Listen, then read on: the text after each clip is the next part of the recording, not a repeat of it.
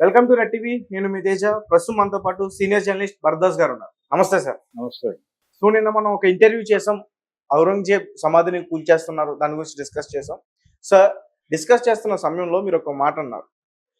శ్రీశ్రీ రాసిన కవిత గురించి, అంటే శివాజీ వారసుడా, శ్రీశ్రీ కవిత లాలుసుడా అని చెప్పేసి మీరు చెప్పారు. అవును. అదే ఆయన రాసిందని చెప్పేసి. అవును. సో ఆ వీడియో కింద చాలా కామెంట్స్ వచ్చాయి విపరీతంగా. ఏంటంటే మీరు చెప్పింది తప్పు, నిజానికి అల్లూరి గురించి రాశాడు, అల్లూరి వారసుడా అని చెప్పేసి చాలా మంది కూడా కామెంట్స్ చేస్తున్నారు. సో దానికి మీరు ఇచ్చే సమాధానం ఏంటి? అంటే చాలా మందిలో ఈ అభిప్రాయం ఉంది.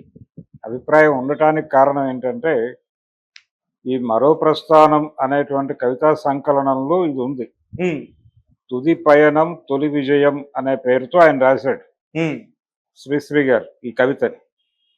అయితే ఇది మొదట పబ్లిష్ అయింది 1971 జూన్ నెల సృజన అనేటువంటి పత్రికలో వచ్చాయి. అప్పుడు అవి అవైలబుల్ గానే ఉన్నాయి ఇంటర్నెట్ లో. ఒకసారి ఆ డేట్ కి వెళ్ళి దాన్ని వెరిఫై చేస్తే అర్థమైపోతుంది. అయితే అందులో చాలా స్పష్టంగా రాశాడు ఆయన. మల్లమ్మను కొలుస్తారు, మాంచాలను తలుస్తారు, ఝాన్సీ లక్ష్మీబాయికి బాష్పధార విడుస్తారు, పంచాజీ నిర్మల అంటే భయం పుట్టి వణుకుతారు, ఓగరా ఓగరా ఓగరా ఉరికొయ్యలు అనే భగత్ సింగ్ తెల్లవాడు నాడు నిన్ను భగత్ సింగ్ అన్నాడు, నల్లవాడు నేడు నిన్ను నక్సలైటు అన్నాడు, ఎల్లవారు రేపు నిన్ను వేగుచుక్కవంటారు, శివాజీకి వారసుడా శ్రీశ్రీ కవిత లాలసుడా అని రాశాడు ఆయన. అది చాలా క్లియర్ గా ఉంది. మనం ఇప్పుడు స్క్రీన్ మీద డిస్ప్లే చేద్దాం అది. అయితే ఇది తర్వాత రోజుల్లో విరసం ప్రచురణలుగా వచ్చినటువంటి మరో ప్రస్థానంలో, అంటే దీన్ని ఈ మరో ప్రస్థానాన్ని కూడా ముందు పబ్లిష్ చేసింది ప్రకాష్ రెడ్డి గారి సోషలిస్ట్ పబ్లికేషన్స్ అనే పేరుతో వచ్చింది. వచ్చింది వాళ్ళ బుక్ షాప్ లో వాళ్ళు అమ్మారు ఆ పుస్తకాలు. సోషలిస్ట్ పబ్లికేషన్స్ బుక్ స్టాల్లో అమ్మినప్పుడు ఆ పుస్తకంలో ఇదే ఉంది, శివాజీకి వారసుడానే ఉంది. అయితే తర్వాత దాన్ని పునర్ముద్రణలు జరిగినాయి. దాన్ని ఆ పునర్ముద్రణలు విరసం వాళ్ళు చేశారు. తర్వాత వివిధ వేదికల మీద ఈ కవితను చదివారు. ఈ చదువుతున్నటువంటి క్రమంలో శివాజీకి వారసుడా అనకుండా అల్లూరికి వారసుడా అని మార్చారు. ఈ మార్చటం అనే కార్యక్రమం చలసాని ప్రసాద్ గారు చేశారని నా సందేహం. ఎందుకంటే ఒకసారి రాజమండ్రిలో జరిగినటువంటి ఒక సభలో ఆయన మాట్లాడారు. మాట్లాడుతూ ఓపెనింగ్ ఇది చదివారు ఈ కవిత. ఈ మల్లమ్మను కొలుస్తారు, మాంచాలను తలుస్తారు, అక్కడి నుంచి మొదలుపెట్టి ఎల్లవారు రేపు నిన్ను వేగుచుక్కవంటారు అని చదివి అల్లూరికి వారసుడా శ్రీశ్రీ కవిత లాలసుడా అన్నాడు ఆయన. అన్న తర్వాత వేదిక దిగొచ్చేటప్పుడు శివాజీకి వారసుడా అని కదా రాసింది ఆయన అని అడిగాను నేను.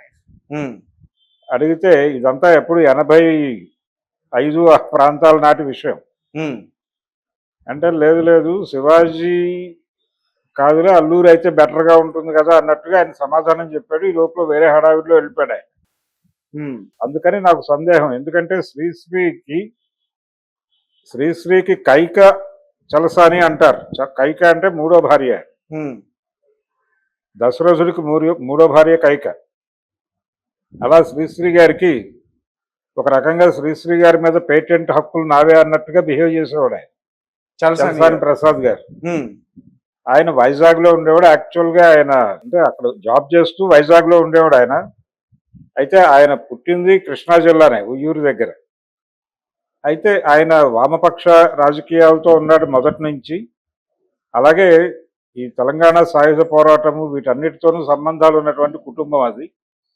అందుకని ఉద్యమ నేపథ్యము, విప్లవ నేపథ్యము ఉంది ఆయన. తర్వాత రోజుల్లో విప్లవ రచయితల సంఘంతో కొనసాగాడు. ఆ సంస్థకు అధ్యక్షుడిగా ఉన్నాడు. చాలా మందికి తల్లో నాలుకగా ఉన్నాడు. ఇలా అంటే చాలా సర్వీస్ చేశాడు ఆయన విప్లవానికి. చలసాని ప్రసాద్ గారి కంట్రిబ్యూషన్ తక్కువది కాదు. ఎవరూ చేయలేని పనులు కూడా ఆయన చేశాడు. అలా శ్రీశ్రీ కూడా ఆయన కంట్రోల్లో ఉండేవాడు ఒక రకంగా. అంటే ఆయన చెబితే వినేవాడు ఆయన. అట్లా ఈ శివాజీ అనే దాన్ని అల్లూరిగా మార్చి ఆయనతో కూడా ఓకే చేయించేసుకుని ఈ పునర్ముద్రణల్లో అది మార్చేసి ఉంటాడు ఆయన. అలా కొనసాగడానికి అంటే చలసాని ప్రసాద్ గారు ఎందుకు అలా అనుకుని ఉంటాడు అంటే నా డౌట్. శివాజీ అనేది ఆల్రెడీ వాళ్ళు వాడేస్తున్నారు. జై భవానీ వీర శివాజీ అనేది ఒక నినాదంగా రైట్ వింగ్ ఆర్ఎస్ఎస్ వాళ్ళు దాన్ని ప్రమోట్ చేశారు విపరీతంగా. గోడల మీద రాయటం జై భవానీ వీర శివాజీ అని.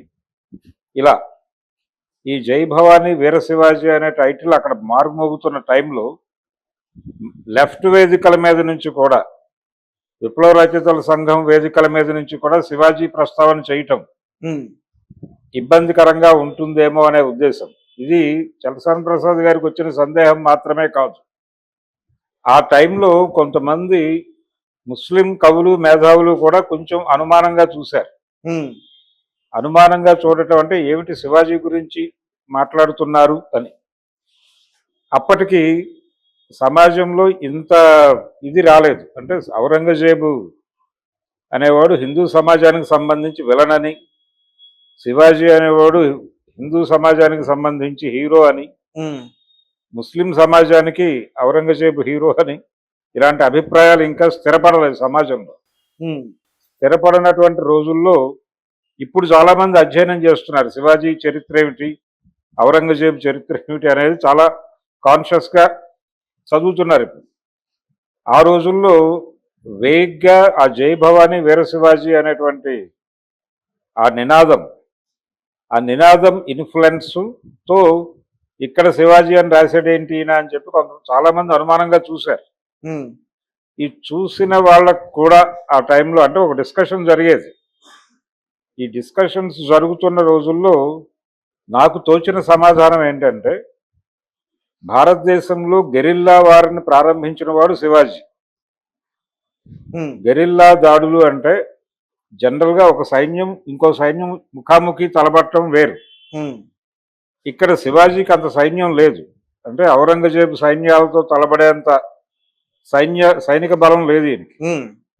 ఈయన వ్యూహాత్మకంగా అలా మెరుపు దాడులు చేసేవాడు. దీన్ని గెరిల్లా వార్ఫేర్ అంటారు. ఆయుధాలు తక్కువ ఉన్నా, శక్తి తక్కువ ఉన్నా ప్రభావవంతమైన దాడి చేయడానికి అనుసరించే పద్ధతిని గెరిల్లా వార్ఫేర్ అంటారు. ఈ గెరిల్లా యుద్ధ వ్యూహాన్ని భారతదేశంలో మొదటిసారిగా ఆచరించిన వాడు శివాజీ. కాబట్టి ఆ రెఫరెన్స్లో నక్సలైట్లది కూడా గెరిల్లా వార్ఫేరే, గెరిల్లా యుద్ధమే అని చెప్పుకున్నారు. అందుకని ఇది నక్సలైట్లని ప్రమోట్ చేస్తూ రాసినటువంటి కవిత శ్రీశ్రీ గారు. ఏది మరో ప్రస్థానంలో ఈ తుది పైరం తొలి విజయం అనేటువంటి కవిత. అందుకని ఆ కాంటెక్స్ట్లో ఆయన శివాజీని పట్టుకొచ్చాడు. ఓకే, శివాజీని పట్టుకురావడం తప్పేం కాదు నిజానికి. అయితే దాన్ని జస్టిఫై చేసుకోవడానికి ఒక చర్చ ఓపెన్ చేసి ఉండాల్సింది ఆ రోజునే. చేస్తే ఈ కన్ఫ్యూజన్ ఉండుండేది కాదు. శివాజీని ఎందుకు ప్రస్తావించవచ్చు అంటే తప్పు కాదు అని ఎందుకు చెప్తున్నాం మనం? శివాజీ కూడా సఫర్ అయ్యాడు. ఏది ఈ సోకాల్డ్ ఈ బ్రాహ్మణికల్ ఆర్డర్కి ఆయన కూడా సఫర్ అయ్యాడు. ఆయన కూడా బాధితుడే. ఆయన ఎందుకు సఫర్ అయ్యారనే విషయం ఒకసారి మీరు చెప్తారా? నేను చెప్పాను, నిన్న వీడియో కూడా చెప్పాను. ఆయనని రాజుగా అంగీకరించలేదు. పీష్వాలు వాంటెడ్ గా శివాజీని ఏదో పద్ధతిలో పక్కకి తొలగించి, అంటే నాకు తెలిసింది ఏంటంటే సార్, అంటే నేను కూడా కామెంట్స్ చూసా. అంటే ఇక్కడ బ్రాహ్మణులకి అంటే ఫస్ట్ టైం కదా శివాజీ గారికి అప్పుడే పట్టాభిషేకం, కాశీ నుంచి కావాలని తెప్పించారు, వాళ్ళకి అన్ని తెలుసు అని తప్ప ఇక్కడ బ్రాహ్మణులు ఎవరు కూడా హేట్ చేయలేదు, వ్యతిరేకించలేదు అని చెప్పేసి అంటున్నారు. ఇది ఒక ఆర్గ్యుమెంట్ ఉంది. కానీ ఈ మరాఠాస్కు సంబంధించినటువంటి గ్రంథాల్లో ఇంత క్లియర్ గా లేదు. అంటే ఇంత క్లియర్ గా అంటే ఈ డివిజన్ తీసుకొచ్చి రాయలేదు. చాలా కాలం క్రితం రాసినటువంటి గ్రంథాల్లో వాటిలో చాలా క్లియర్ గా ఆయన పట్ల వ్యతిరేకత ఉంది వీళ్ళకి అనేది రాశారు చరిత్రకారులు. అయితే ఇప్పుడు ఎవరికి అనుకూలంగా చరిత్ర వాళ్ళు మలుచుకొని చెప్పేస్తున్నారు. ఈ చెప్పేయటం వలన మనకి బ్రాడ్ గా చూస్తే అక్కడ పీష్వా రాజ్యం వచ్చిన తర్వాత, పీష్వాలంటే ఎవరు? బ్రాహ్మలే. వాళ్ళ రాజ్యమే వచ్చింది. శివాజీని సంభాజీని ముట్టించడం అనే కార్యక్రమం అయిపోయాక ఔరంగజేబ్ రాజ్యం రాలేదు అక్కడ. కాబట్టి ఎవరు లబ్ధిదారులు ఫైనల్ గా అంటే వీళ్ళే. అందుకని ఒక ఘర్షణ ఉంది అక్కడ. ఆయన ఆయన సైన్యంలో ముస్లింలు ఉన్నారు. అది మొన్న వచ్చినటువంటి చావా సినిమాలో కూడా ఒక డైలాగులో ఉంటుంది. అది దాని తాలూకా వ్యక్తీకరణ ఉంది. సినిమా ఆ డైలాగ్ అలా పెట్టాడు. ఊరుకునే ఎందుకు పెట్టాడంటే తన్ని తాను సేవ్ చేసుకోవడం కోసం డైరెక్టర్ గారు వ్యూహాత్మకంగా వ్యవహరించాడు. ఆ తర్వాత ఆయన ఇద్దరు హిందూ విలన్లను చూపిస్తాడు. వాళ్ళిద్దరు ఇన్ఫార్మర్లు. ఈయనకు సంబంధించిన సమాచారం వాళ్ళే లీక్ చేశారు. అక్కడ వాళ్ళిద్దరి తాలూకా అంటే ఆ విశ్వాల తాలూకా వాళ్ళు వార్నింగ్ ఇచ్చారు డైరెక్టర్. మేము 100 కోట్లకు ఎంతకో పరువు నష్టం దావా వేస్తాం, నీ మీద డిఫెమేషన్ సూట్ వేస్తామని చెప్పగానే ఆ కమ్యూనిటీకి సారీ చెప్పాడు ఆ డైరెక్టర్. అది కూడా చూసాం మనం. కాబట్టి ఇంత జరుగుతోంది ఆ సినిమా చుట్టూ. జరుగుతున్నటువంటి నేపథ్యం ఇది మాత్రమే కాదు. నిజానికి వాళ్ళు శివాజీని హీరోగా ప్రమోట్ చేస్తూ, ఔరంగజేబుని విలన్గా ప్రమోట్ చేస్తూ, వీళ్ళిద్దరిని అభిముఖంగా నిలబెట్టి, వీళ్ళిద్దరిని ఇద్దరు రాజుల మధ్య జరుగుతున్నటువంటి గొడవగా కాకుండా 2 మతాల మధ్య జరిగినటువంటి ఘర్షణగా, వీళ్ళ మధ్య జరిగిన ఘర్షణను చిత్రీకరించడానికి అంత అద్భుతమైన అవకాశం అంతకు ముందు ఎప్పుడూ దొరకలేదు వాళ్ళు. శివాజీ వర్సెస్ ఔరంగజేబ్ అనేది మంచి బాగా జనాలకి కనెక్ట్ అయ్యేటువంటి టాపిక్ గా వాళ్ళకి అర్థమైంది. శివాజీ హీరో గాను ఆయన్ని ఇస్లాంకు చెందిన విలన్ గారు ప్రొజెక్ట్ చేయడానికి ఒక అద్భుతమైన అవకాశం ఉంది ఈ సంఘటనల్లో అని గుర్తించి దాని మీద రైడ్ మొదలు పెట్టారు వాళ్ళు. ఆ రైడే నడుస్తోంది ఇప్పటికీ. అందుకని ఆ కామెంట్స్ లో చాలా మంది అంటే హిందూ మందిరాలకు ఆయన సహాయం చేశాడు అంటే అది ఈ చెప్తున్న ఆయన ద్వారా చేశాడా అని చెప్పి సటైరికల్ గా మాట్లాడారు. ఎవరు ఏం మాట్లాడినా అది రికార్డులో ఉంది. కావాలంటే ఆ పుస్తకాల తాలూకా రెఫరెన్స్లు కూడా ఇవ్వచ్చు. ఒకటి, ఆయనేమి గొప్పవాడేం కాదు. ఔరంగజేబ్ అనేవాడు ఒక రాజులు చేసిన దుర్మార్గాలు ఆయన చేశాడు. శివాజీ కూడా చేశాడు. శివాజీ కూడా దుర్మార్గాలు చేశాడా? శివాజీ చేసినవి కూడా ఉన్నాయి రికార్డులు చరిత్రలో. కాబట్టి వీరు గొప్ప. సంభాజీకి సంబంధించి కూడా ఉన్నాయి. అయితే ఇవన్నీ ఓపెన్ ఏరియాలో మాట్లాడటం అన్న దగ్గరకు వచ్చేసరికి అనవసరమైన భావోద్వేగాలు రెచ్చగొట్టడమే. ఆల్రెడీ ఆ పని వాళ్ళు చేస్తున్నారు.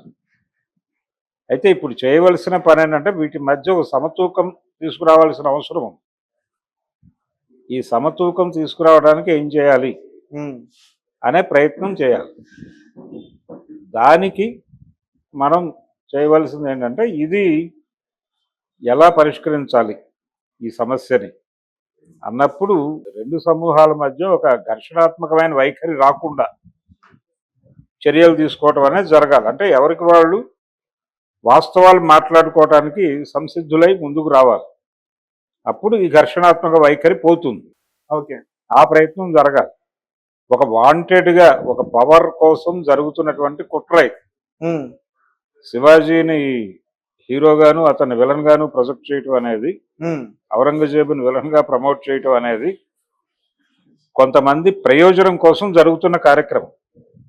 వీళ్ళ ప్రయోజనం కోసం చేస్తున్నారు అని కనుక ఎక్స్పోజ్ చేయగలిగితే, ఈ ప్రయోజనం అంటే ఏమిటి, ఏం సాధిస్తారు వాళ్ళు దీని ద్వారా అంటే ముస్లిం సమాజాన్ని టెర్రరైజ్ చేయగలుగుతారు. టెర్రరైజ్ చేసి వాళ్ళని లొంగ తీసుకోగలుగుతారు. మీకు సంబంధించిన మీ మతానికి చెందినటువంటి మా మత నాయకుడిని చంపేశాడు అని ఒక మెజారిటీ సమూహం ఫీల్ అవుతుంటే అవతల వాళ్ళు భయపడతారు కదా ఆటోమేటిక్ గా. ఆ భయం కలిగించడం వీళ్ళ ఉద్దేశం. అందుకని ఔరంగజేబ్ విలన్ అని ప్రమోట్ చేస్తారు. చేసేస్తే వాళ్ళు భయపడతారు, సరెండర్ అవుతారు, లొంగ తీసుకుని వాళ్ళతో ఏదైనా చేయించుకోవచ్చు అనేది వీళ్ళ ప్రోగ్రామ్. అంతకు మించి వాళ్ళని ఏదో తన్ని దేశం నుంచి గెంటేయటం లాంటి ప్రోగ్రామ్స్ ఏం లేవు. వాళ్ళకి లొంగ తీసుకోవటమే. లొంగ తీసుకున్న తర్వాత వీళ్ళందరినీ ఇంతమంది నాకు అనుకున్నారు, నాకు భయపడి కొందరు, నన్ను మెచ్చుకుంటూ కొందరు మాతో ఉన్నారు అని, నా శక్తి ఇది అని కార్పొరేట్లకు చూపించుకుంటారు. చూపించుకుని వాళ్ళని అట్రాక్ట్ చేసి వాళ్ళకి వీళ్ళందరితో ఊడిగం చేయిస్తారు. ఇది ఫాసిజం. ఈ ఫాసిస్ట్ పాలన నుంచి ప్రజలు విముక్తి సాధించడానికి ముందు ఇదంతా హిందుత్వ పేరుతో జరుగుతున్నటువంటి కుట్రగా అర్థం చేసుకుంటే ఆ తర్వాత కార్యక్రమం ఏంటనేది వాళ్ళు చూసుకుంటారు. అది జరగాల్సి ఉంది. దీనికి శివాజీ గురించినటువంటి వాస్తవాలు ప్రపంచానికి తెలియజేయాల్సిన అవసరం ఉంది. ఉమ్, ఔరంగజేబుకు సంబంధించిన వాస్తవాలు ప్రపంచానికి చెప్పాల్సిన అవసరం ఉంది. సాధికారికంగా ఉమ్, పుస్తకాల రెఫరెన్సులతో పద్ధతిగా దాన్ని యాజ్ ఇట్ ఈస్గా ఏం రాసి ఉందో దాన్ని డిస్ప్లే చేస్తూ కొంచెం విస్తృతంగా చర్చ జరగాల్సిన అవసరం అయితే ఉంది.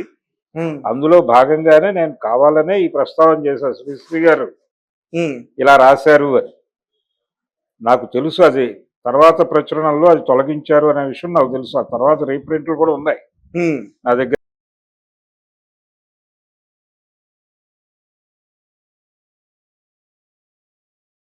Welcome to red TV. నేను మీ తేజ. ప్రస్తుతం మనతో పాటు సీనియర్ జర్నలిస్ట్ భరద్వాజ్ గారు ఉన్నారు. నమస్తే సార్. నమస్తే. సో నిన్న మనం ఒక ఇంటర్వ్యూ చేసాం. ఔరంగజేబ్ సమాధిని కూల్చేస్తున్నారు, దాని గురించి డిస్కస్ చేసాం. సార్, డిస్కస్ చేస్తున్న సమయంలో మీరు ఒక మాట అన్నారు, శ్రీశ్రీ రాసిన కవిత గురించి. అంటే శివాజీ వారసుడా, శ్రీశ్రీ కవిత లాలుసుడా అని చెప్పేసి మీరు చెప్పారు. అవును. అదే ఆయన రాసిందని చెప్పేసి. అవును. సో ఆ వీడియో కింద చాలా కామెంట్స్ వచ్చాయి విపరీతంగా. ఏంటంటే మీరు చెప్పింది తప్పు, నిజానికి అల్లూరి గురించి రాశాడు, అల్లూరి వారసుడా అని చెప్పేసి చాలా మంది కూడా కామెంట్స్ చేస్తున్నారు. సో దానికి మీరు ఇచ్చే సమాధానం ఏంటి? అంటే చాలా మందిలో ఈ అభిప్రాయం ఉంది. అభిప్రాయం ఉండటానికి కారణం ఏంటంటే ఈ మరో ప్రస్థానం అనేటువంటి కవితా సంకలనంలో ఇది ఉంది. ఉమ్, తుది పయనం తొలి విజయం అనే పేరుతో ఆయన రాశాడు ఉమ్, శ్రీశ్రీ గారు ఈ కవితని. అయితే ఇది మొదట పబ్లిష్ అయింది 1971 జూన్ నెల సృజన అనేటువంటి పత్రికలో వచ్చాయి. అప్పుడు అవి అవైలబుల్ గానే ఉన్నాయి ఇంటర్నెట్ లో. ఒక్కసారి ఆ డేట్ కి వెళ్ళి దాన్ని వెరిఫై చేస్తే అర్థమైపోతుంది. అయితే అందులో చాలా స్పష్టంగా రాశాడు ఆయన. మల్లమ్మను కొలుస్తారు, మాంచాలను తలుస్తారు, ఉమ్, ఝాన్సీ లక్ష్మీబాయికి బాష్పధార విడుస్తారు, పంచాది నిర్మల అంటే భయం పుట్టి వణుకుతారు, ఉమ్, ఓగరా ఓగరా ఓగరా ఉరికొయ్యలు అనే భగత్ సింగ్ తెల్లవాడు నాడు నిన్ను భగత్ సింగ్ అన్నాడు, ఉమ్, నల్లవాడు నేడు నిన్ను నక్సలైటు అన్నాడు, ఉమ్, ఎల్లవారు రేపు నిన్ను వేగుచుక్క అంటారు, శివాజీకి వారసుడా శ్రీశ్రీ కవితల ఆలసుడా ఉమ్, అని రాశాడు ఆయన. అది చాలా క్లియర్ గా ఉంది. మనం ఇప్పుడు స్క్రీన్ మీద డిస్ప్లే చేద్దాం అది. ఉమ్, అయితే ఇది తర్వాత రోజుల్లో విరసం ప్రచురణలుగా వచ్చినటువంటి మరో ప్రస్థానంలో, ఉమ్, అంటే దీన్ని ఈ మరో ప్రస్థానాన్ని కూడా ముందు పబ్లిష్ చేసింది ప్రకాష్ రెడ్డి గారి సోషలిస్ట్ పబ్లికేషన్స్ అనే పేరుతో వచ్చింది. అది ఉమ్, వచ్చింది వాళ్ళ బుక్ షాప్ లో వాళ్ళు అమ్మారు ఆ పుస్తకాలు. సోషలిస్ట్ పబ్లికేషన్స్ బుక్ స్టాల్లో అమ్మినప్పుడు ఆ పుస్తకంలో ఇదే ఉంది, శివాజీకి వారసుడానే ఉంది. ఉమ్, అయితే తర్వాత దాన్ని పునర్ముద్రణలు జరిగినాయి. దాన్ని ఆ పునర్ముద్రణలు విరసం వాళ్ళు చేశారు. తర్వాత వివిధ వేదికల మీద ఈ కవితను చదివారు. ఉమ్, ఈ చదువుతున్నటువంటి క్రమంలో శివాజీకి వారసుడా అనకుండా అల్లూరికి వారసుడా అని మార్చారు. ఈ మార్చటం అనే కార్యక్రమం చలసాని ప్రసాద్ గారు చేశారని నా సందేహం. ఉమ్, ఎందుకంటే ఒకసారి రాజమండ్రిలో జరిగినటువంటి ఒక సభలో ఆయన మాట్లాడారు. ఉమ్, మాట్లాడుతూ ఓపెనింగ్ ఇది చదివారు ఈ కవిత. ఈ మల్లమ్మను కొలుస్తారు, మాంచాలను తలుస్తారు అక్కడి నుంచి మొదలుపెట్టి ఉమ్, ఎల్లవారు రేపు నిన్ను వేగుచుక్క అంటారు అని చదివి అల్లూరికి వారసుడా శ్రీశ్రీ కవితల ఆలసుడా అన్నాడు ఆయన. ఉమ్, అన్న తర్వాత వేదిక దిగొచ్చేటప్పుడు శివాజీకి వారసుడా అని కదా రాసింది ఆయన అని అడిగాను నేను. ఉమ్, అడిగితే ఇదంతా ఎప్పుడు 85 ఆ ప్రాంతాల నాటి విషయం. ఉమ్, అంటే లేదు లేదు శివాజీ కాదులే అల్లూరు అయితే బెటర్గా ఉంటుంది కదా అన్నట్టుగా ఆయన సమాధానం చెప్పాడు. ఈ లోపల వేరే హడావిడిలో వెళ్ళిపోయాడు ఆయన. ఉమ్, అందుకని నాకు సందేహం. ఎందుకంటే శ్రీశ్రీకి కైక చలసాని అంటారు. కైక అంటే మూడో భార్య. ఉమ్, దశరథుడికి మూడో భార్య కైక. అలా శ్రీశ్రీ గారికి ఒక రకంగా శ్రీశ్రీ గారి మీద పేటెంట్ హక్కులు నావే అన్నట్టుగా బిహేవ్ చేసేవాడు ఆయన, చలసాని ప్రసాద్ గారు. ఉమ్, ఆయన వైజాగ్ లో ఉండేవాడు. యాక్చువల్ గా ఆయన అంటే అక్కడ జాబ్ చేస్తూ వైజాగ్ లో ఉండేవాడు ఆయన. అయితే ఆయన పుట్టింది కృష్ణా జిల్లానే, ఉయ్యూరు దగ్గర. అయితే ఆయన వామపక్ష రాజకీయాలతో ఉన్నాడు మొదటి నుంచి. అలాగే ఈ తెలంగాణ సాయుధ పోరాటము వీటన్నిటితోనూ సంబంధాలు ఉన్నటువంటి కుటుంబం అది. అందుకని ఉద్యమ నేపథ్యము విప్లవ నేపథ్యము ఉంది. ఆయన తర్వాత రోజుల్లో విప్లవ రచయితల సంఘంతో కొనసాగాడు. ఆ సంస్థకు అధ్యక్షుడిగా ఉన్నాడు. చాలా మందికి తల్లో నాలుకగా ఉన్నాడు.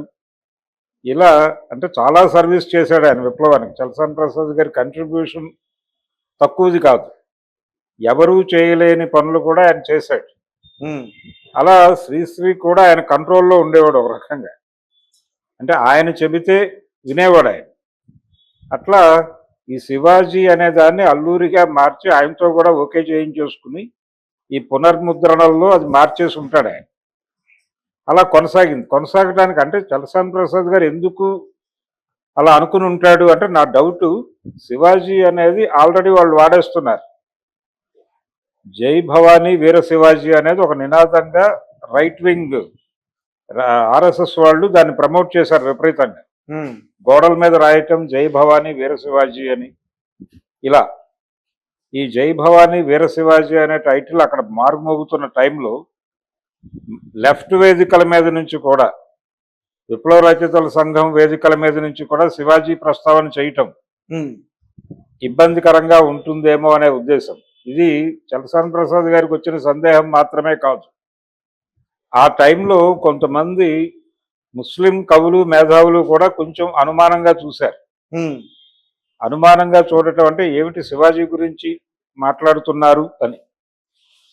అప్పటికి సమాజంలో ఇంత ఇది రాలేదు. అంటే ఔరంగజేబు అనేవాడు హిందూ సమాజానికి సంబంధించి విలనని, శివాజీ అనేవాడు హిందూ సమాజానికి సంబంధించి హీరో అని, ముస్లిం సమాజానికి ఔరంగజేబు హీరో అని, ఇలాంటి అభిప్రాయాలు ఇంకా స్థిరపడలేదు సమాజంలో. స్థిరపడినటువంటి రోజుల్లో ఇప్పుడు చాలామంది అధ్యయనం చేస్తున్నారు శివాజీ చరిత్ర ఏమిటి, ఔరంగజేబు చరిత్ర ఏమిటి అనేది చాలా కాన్షియస్గా చదువుతున్నారు ఇప్పుడు. ఆ రోజుల్లో వేగ్గా ఆ జై భవానీ వీర శివాజీ అనేటువంటి ఆ నినాదం ఇన్ఫ్లుయెన్స్తో ఇక్కడ శివాజీ అని రాశాడేంటి అని చెప్పి చాలామంది అనుమానంగా చూశారు. ఈ చూసిన వాళ్ళకు కూడా ఆ టైంలో అంటే ఒక డిస్కషన్ జరిగేది. ఈ డిస్కషన్స్ జరుగుతున్న రోజుల్లో నాకు తోచిన సమాధానం ఏంటంటే, భారతదేశంలో గెరిల్లా వారిని ప్రారంభించిన వాడు శివాజీ. గెరిల్లా దాడులు అంటే జనరల్గా ఒక సైన్యం ఇంకో సైన్యం ముఖాముఖి తలబట్టడం వేరు. ఇక్కడ శివాజీకి అంత సైన్యం లేదు. అంటే ఔరంగజేబు సైన్యాలతో తలబడేంత సైనిక బలం లేదు ఈయనకి. ఈయన వ్యూహాత్మకంగా అలా మెరుపు దాడులు చేసేవాడు. దీన్ని గెరిల్లా వార్ఫేర్ అంటారు. ఆయుధాలు తక్కువ ఉన్నా, శక్తి తక్కువ ఉన్నా ప్రభావవంతమైన దాడి చేయడానికి అనుసరించే పద్ధతిని గెరిల్లా వార్ఫేర్ అంటారు. ఈ గెరిల్లా యుద్ధ వ్యూహాన్ని భారతదేశంలో మొదటిసారిగా ఆచరించిన వాడు శివాజీ. కాబట్టి ఆ రెఫరెన్స్లో నక్సలైట్లది కూడా గెరిల్లా వార్ఫేరే, గెరిల్లా యుద్ధమే అని చెప్పుకున్నారు. అందుకని ఇది నక్సలైట్లని ప్రమోట్ చేస్తూ రాసినటువంటి కవిత శ్రీశ్రీ గారు. ఇది మరో ప్రస్థానంలో ఈ తుది పయనం తొలి విజయం అనేటువంటి కవిత. అందుకని ఆ కాంటెక్స్ట్లో ఆయన శివాజీని పట్టుకొచ్చాడు. ఓకే, శివాజీని పట్టుకురావడం తప్పేం కాదు నిజానికి. అయితే దాన్ని జస్టిఫై చేసుకోవడానికి ఒక చర్చ ఓపెన్ చేసి ఉండాల్సింది ఆ రోజునే. చేస్తే ఈ కన్ఫ్యూజన్ ఉండుండేది కాదు. శివాజీని ఎందుకు ప్రస్తావించవచ్చు అంటే తప్పు కాదు అని ఎందుకు చెప్తున్నాం మనం? శివాజీ కూడా సఫర్ అయ్యాడు. ఏది ఈ సోకాల్డ్ ఈ బ్రాహ్మణికల్ ఆర్డర్కి ఆయన కూడా సఫర్ అయ్యాడు. ఆయన కూడా బాధితుడే. ఆయన ఎందుకు సఫర్ అయ్యారనే విషయం ఒకసారి మీరు చెప్తారా? నేను చెప్పాను, నిన్న వీడియో కూడా చెప్పాను. ఆయనని రాజుగా అంగీకరించలేదు. పీష్వాలు వాంటెడ్ గా శివాజీని ఏదో పద్ధతిలో పక్కకి తొలగించి, అంటే నాకు తెలిసింది ఏంటంటే సార్, అంటే నేను కూడా కామెంట్స్ చూసా. అంటే ఇక్కడ బ్రాహ్మణులకి అంటే ఫస్ట్ టైం కదా శివాజీ గారికి అప్పుడే పట్టాభిషేకం, కాశీ నుంచి కావాలని తెప్పించారు, వాళ్ళకి అన్ని తెలుసు అని తప్ప ఇక్కడ బ్రాహ్మణులు ఎవరు కూడా హేట్ చేయలేదు, వ్యతిరేకించలేదు అని చెప్పేసి అంటున్నారు. ఇది ఒక ఆర్గ్యుమెంట్ ఉంది.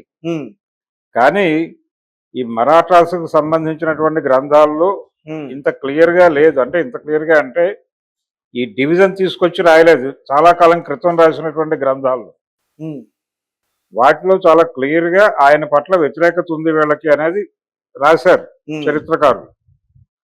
అయితే ఇప్పుడు ఎవరికి అనుకూలంగా చరిత్ర వాళ్ళు మలుచుకొని చెప్పేస్తున్నారు. ఉమ్, ఈ చెప్పేయటం వలన మనకి బ్రాడ్గా చూస్తే అక్కడ పీష్వా రాజ్యం వచ్చిన తర్వాత, ఉమ్, పీష్వాలంటే ఎవరు? బ్రాహ్మలే. అవును. బాలరాజ్యమే వచ్చింది.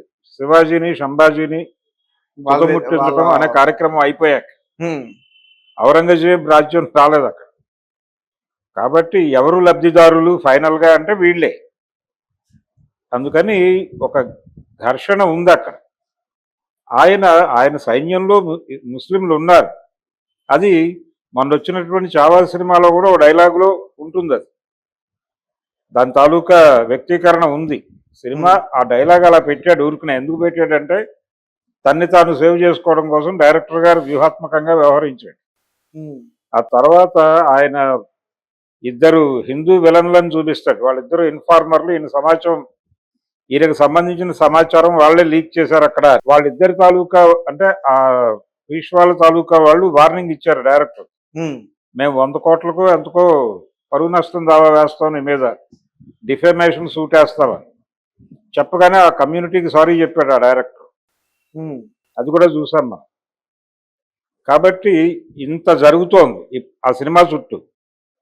జరుగుతున్నటువంటి నేపథ్యం ఇది మాత్రమే కాదు. నిజానికి వాళ్ళు శివాజీని హీరోగా ప్రమోట్ చేస్తూ, ఔరంగజేబుని విలన్గా ప్రమోట్ చేస్తూ, వీళ్ళిద్దరిని అభిముఖంగా నిలబెట్టి, వీళ్ళిద్దరిని ఇద్దరు రాజుల మధ్య జరుగుతున్నటువంటి గొడవగా కాకుండా 2 మతాల మధ్య జరిగినటువంటి ఘర్షణగా, వీళ్ళ మధ్య జరిగిన ఘర్షణలను చిత్రీకరించడానికి అంత అద్భుతమైన అవకాశం అంతకు ముందు ఎప్పుడూ దొరకలేదు వాళ్ళకి.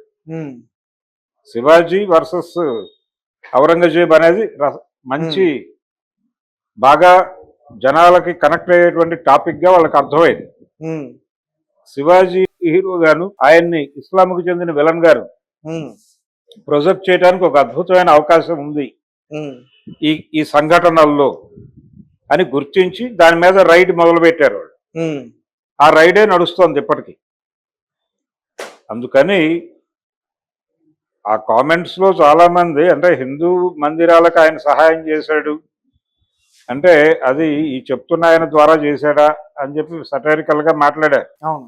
ఎవరు ఏం మాట్లాడినా అది రికార్డులో ఉంది. కావాలంటే ఆ పుస్తకాల తాలూకా రెఫరెన్స్లు కూడా ఇవ్వచ్చు. ఉమ్, ఒకటి, ఆయనేమి గొప్పవాడేం కాదు. ఔరంగజేబ్ అనేవాడు ఒక రాజు. రాజులు చేసిన దుర్మార్గాలు ఆయన చేశాడు. శివాజీ కూడా చేశాడు. ఉమ్. శివాజీ కూడా దుర్మార్గాలు చేశాడా? శివాజీ చేసినవి కూడా ఉన్నాయి రికార్డులు చరిత్రలో. కాబట్టి వీరు గొప్ప. సంభాజీకి సంబంధించి కూడా ఉన్నాయి. అయితే ఇవన్నీ ఓపెన్ ఏరియాలో మాట్లాడటం అన్న దగ్గరకు వచ్చేసరికి అనవసరమైన భావోద్వేగాలు రెచ్చగొట్టడమే. ఆల్రెడీ ఆ పని వాళ్ళు చేస్తున్నారు. అయితే ఇప్పుడు చేయవలసిన పని ఏంటంటే వీటి మధ్య ఒక సమతూకం తీసుకురావాల్సిన అవసరం ఉంది. ఈ సమతూకం తీసుకురావడానికి ఏం చేయాలి అనే ప్రయత్నం చేయాలి.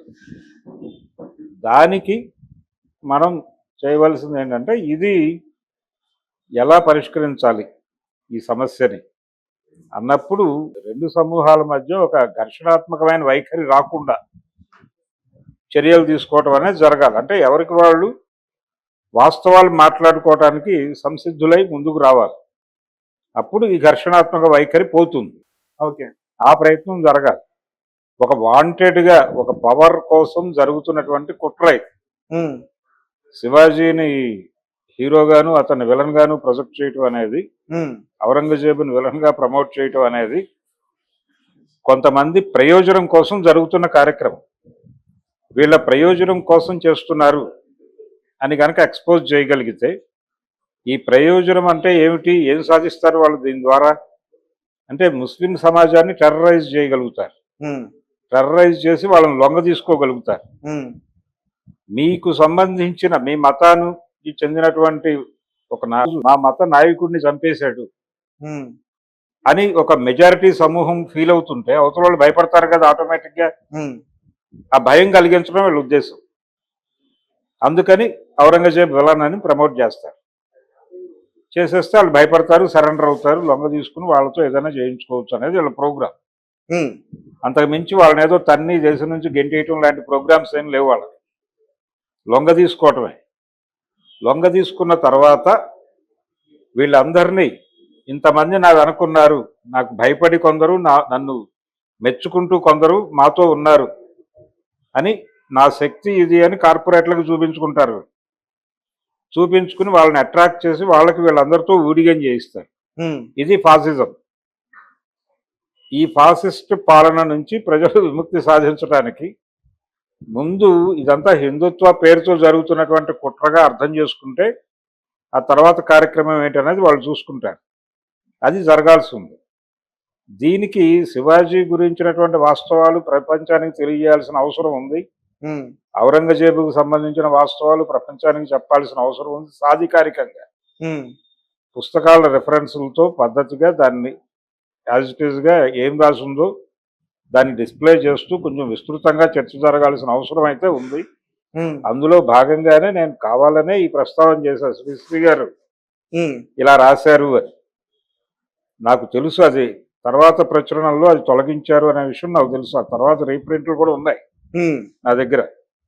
కానీ ఒరిజినల్ ఐడియా అదే. ఆయన శ్రీశ్రీ గారు శివాజీని గెరిల్లా యోధుడిగా మాత్రమే చూశాడు తప్ప హిందూ ప్రతినిధిగా చూడాల. ఉమ్. హిందూ హీరో